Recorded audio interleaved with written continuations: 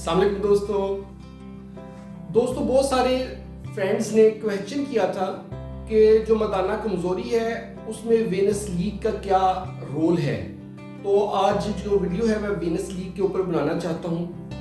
First of all मैं बताता चलूँ कि पीनस के अंदर जो सख्ती आती है उसकी वजह क्या होती है। होता ये है कि पीनस में आर्टरी का ब्लड जो खून पीनस की तरफ आ रहा है वो आर्टरी का ब्लड का फ्लो बढ़ जाता है और जो वेन है उसने ब्लड को पीनस से वापस लेकर जाना होता है और वो वेन जो है वो एंड पे ब्लॉक हो जाती है, बंद हो जाती है और पीनस में से ब्लड नहीं जाता वापस बॉडी की तरफ। यानी कि पीनस में ब्लड जो है पूल होना शुरू हो जाता है, इकट्ठा होना शुरू हो जाता है, वहां पे जमा होना शुरू हो जाता है। आर्टरी से आ रहा होता है लेकिन वेन से बाहर नहीं जा रहा था, तो पीनस के अंदर एक सख्ती आ जाती है।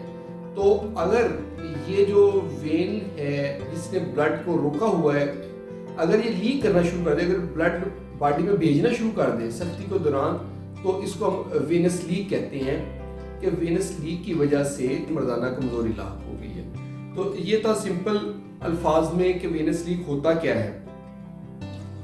नॉर्मली सख्ती पैदा करने के लिए वेन बंद होना होता है, तो जब वेनस लीक हो जाती है तो इरेक्शन खत्म हो जाती है। अब आगे हम डिस्कस करेंगे कि वेनस लीक की वजूहात क्या क्या हैं, इस वजह से ये होती है।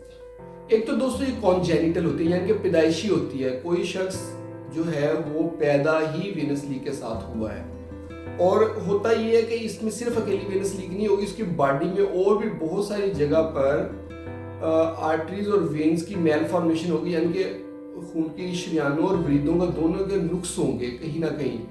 डक्ट में हो सकते हैं और बॉडी पे, स्किन पे, बहुत सारी जगह पे होंगे। उन मरीजों में इधर भी ये प्रॉब्लम होता है, वो एक पैदाइशी मसला होता है और इन मरीजों में और जगह पे भी आर्टरीज और वेन्स के प्रॉब्लम्स होते हैं, पीनस में भी होता है, उस वजह से उनका वेनस लीक होता है। ये पैदाइशी वेनस लीक है।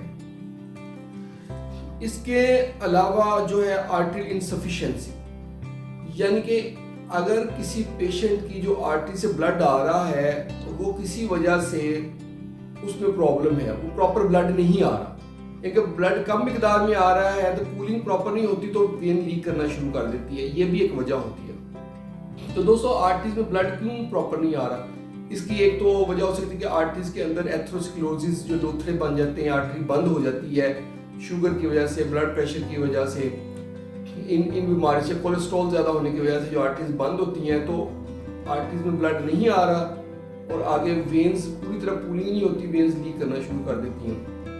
ये भी एक मेन वजह है। और ट्रामा एक वजह हो सकती है, चोट लगी है, किसी के पीनस पे चोट लगी है शदीद और उस चोट लगने के बाद उसकी आर्टरीज जो है वो उसकी सप्लाई अच्छी नहीं है, तो उसकी वजह से भी उसको ये प्रॉब्लम होता है। इसके साथ है प्रेपिज्म के इलाज के बाद कुछ ऐसे मसले होते हैं जिसमें शहवत बहुत लंबी रहती है, आधा घंटा, पौना घंटा शहवत रहती है, वो खत्म ही नहीं हो रही होती। उसका जो ट्रीटमेंट करते हैं उसमें उसके ट्रीटमेंट की वजह से भी वेनस लीक शुरू हो जाता है और जब इसका ट्रीटमेंट करते हैं तो मरीज से कंसेंट लिए जाते हैं, उसको बताया जाता है कि आपका ये हम ऑपरेट कर रहे हैं, इसके बाद ये प्रॉब्लम आपको हो सकती है। पेरोनीज डिजीज, दोस्तों पेरोनीज डिजीज में ये होता है कि जो पीनस है उसके ऊपर स्कारिंग हुई होती है, यानी कि जैसे खरींड आ जाता है उस तरह स्कारिंग गुम्मड़ सा बना होता है। उस गुम्मड़ की वजह से पीनस जो है थोड़ा सा टेढ़ा होता है, उससे टेढ़ा होने की वजह से स्ट्रेटिंग नहीं होती, इसलिए टेढ़ापन होता है। जो वेन्स हैं वो प्रॉपर ब्लॉक नहीं करती ब्लड को और वेनस लीक हो जाती है। ये जो वेन्स हैं उसमें से लीकेज होके ब्लड निकल जाता है और इरेक्शन सस्टेन नहीं रहती, यानी कि शहवत बरकरार नहीं रहती।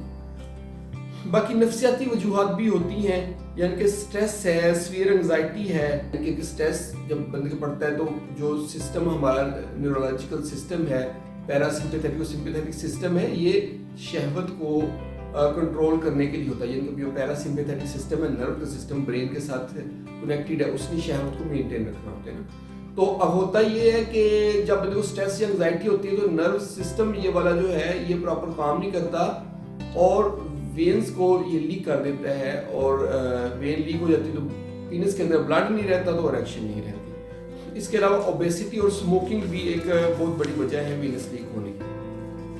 दोस्तों आगे हम डिस्कस करते हैं इसके ट्रीटमेंट क्या है। तो सबसे पहले तो हमने देखना है कि इसकी वजह क्या है, तो उसी के मुताबिक ही इसका ट्रीटमेंट हम कर सकेंगे। जैसे अगर तो स्ट्रेस या एंजाइटी है, सीवियर एंजाइटी, स्ट्रेस इस वजह से अगर हो रहा है, तो उसमें जो है हमने मेंटल हेल्थ के ऊपर काम करना है। उसके लिए आप मेंटल हेल्थ के लिए किसी साइकोथेरापिस्ट से मिल सकते हैं। मेरी बहुत सारी वीडियोस हैं मेंटल हेल्थ के ऊपर, वो आप देख सकते हैं। एक्सरसाइज करें, अपनी एंजाइटी कम करें, तो इसमें इम्प्रूवमेंट आ जाती है। और नेक्स्ट है कि अगर खून की सप्लाई की कमी है वीनस लीक होने की, तो उसको बेहतर करना होता है। देखिए, अगर तो वो कमी आई है शुगर की वजह से, ब्लड प्रेशर की वजह से, शुगर ब्लड प्रेशर को कंट्रोल करके हमने कुछ मेडिसिन लेनी होती है। लेकिन अगर ट्रामा की वजह से कोई आर्टरी बंद हुई है, तो उसमें हम टेस्ट करवाते हैं, उस आर्टरी को पता करते हैं कि कौन सी आर्टरी बंद हुई है, तो उसकी हम ऑपरेशन करके उसकी रिपेयर कर देते हैं उस आर्टरी की। लेकिन अगर किसी शख्स की जो आर्टरी बंद हुई है किसी बीमारी की वजह से, जैसे कोलेस्ट्रॉल ज्यादा होने की वजह से, जैसे शुगर की वजह से, तो उसकी आर्टरी मल्टीपल जगह से बंद हुई होती है, तो उसका हम ऑपरेट इस तरह नहीं करते।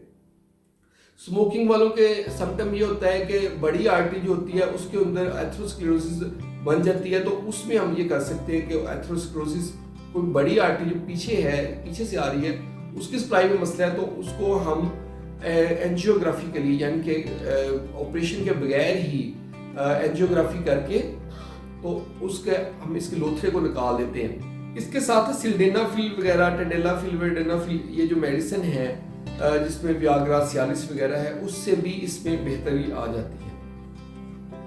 टेस्टोस्टेरोन थेरेपी, ओल्ड एज में समटाइम ये तो ब्लड सप्लाई अच्छी नहीं होती, उसके साथ साथ टेस्टोस्टेरोन लेवल भी थोड़ा सा कंपैरेटिवली कम होता है।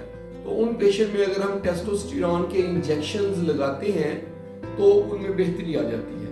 तो आखिर पे हमारे पास रह जाता है पिनाइल इम्प्लांट। अगर सारी चीज़ें हमने कर ली हैं और पेशेंट इंप्रूव नहीं हो रहा, तो हम पिनाइल इम्प्लांट जो है वो पीनिस के अंदर रख देते हैं। पिनाइल इम्प्लांट लगाने के बाद पेशेंट की इरेक्शन का प्रॉब्लम सॉल्व हो जाता है। ये थी दोस्तों आज की हमारी वीडियो वेनस लीक के ऊपर। उम्मीद है कि बहुत सारे दोस्त जिन्होंने मुझे कमेंट करके पूछा था कि वेनस लीक के ऊपर हमें बताएं, उनको इसका आइडिया हो गया होगा। अगर दोस्तों फिर भी नहीं हुआ तो कोई बात नहीं, आप दोबारा मुझे कमेंट करके कोई क्वेश्चन कर सकते हैं, मैं ज़रूर इंशाल्लाह जवाब दूंगा। और अगर वीडियो अच्छी लगी है तो इसको लाइक कर दें और अपने दोस्तों के साथ शेयर करें जिनको इसकी प्रॉब्लम है, और हमारे चैनल को सब्सक्राइब कर दें ताकि आपको इस तरह की वीडियोस मिलती रहें। बहुत बहुत शुक्रिया।